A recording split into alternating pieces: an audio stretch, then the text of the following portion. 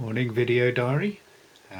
It's a beautiful January afternoon here in Nottingham in the UK.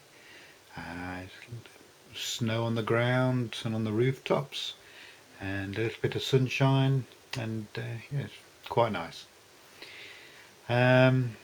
So HD wise, what's the latest in my life? Well, found out yesterday.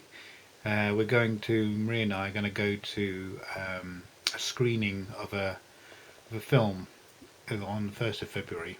It's a film called Do You Really Want to Know?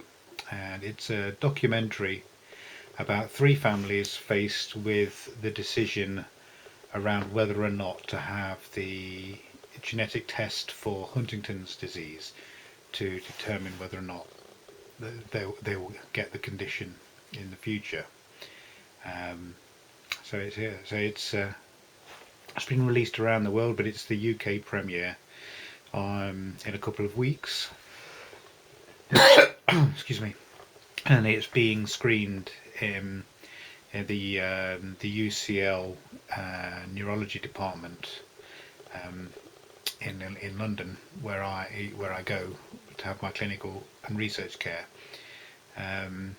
So that'll be interesting to go. The ticket prices will go to the Huntington's Disease Association, so it's in a good cause as well. So hopefully the video will be, so the documentary will be on YouTube or something some point in the future, so that everybody can see it. But I think there are screenings around the world at different places. I think I don't know if it's been out in the States yet, but I think that's presumably next if it's not already happened.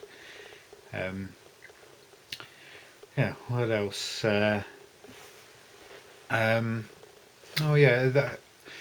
think I might have mentioned in one of my video diaries last year. One of the things I'm doing is, or one of the things we're going through is sort of reducing financial commitments that we have, so that to give me flexibility in regarding around sort of how many hours I work and things like that.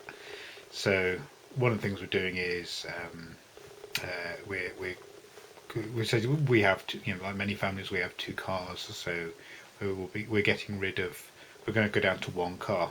I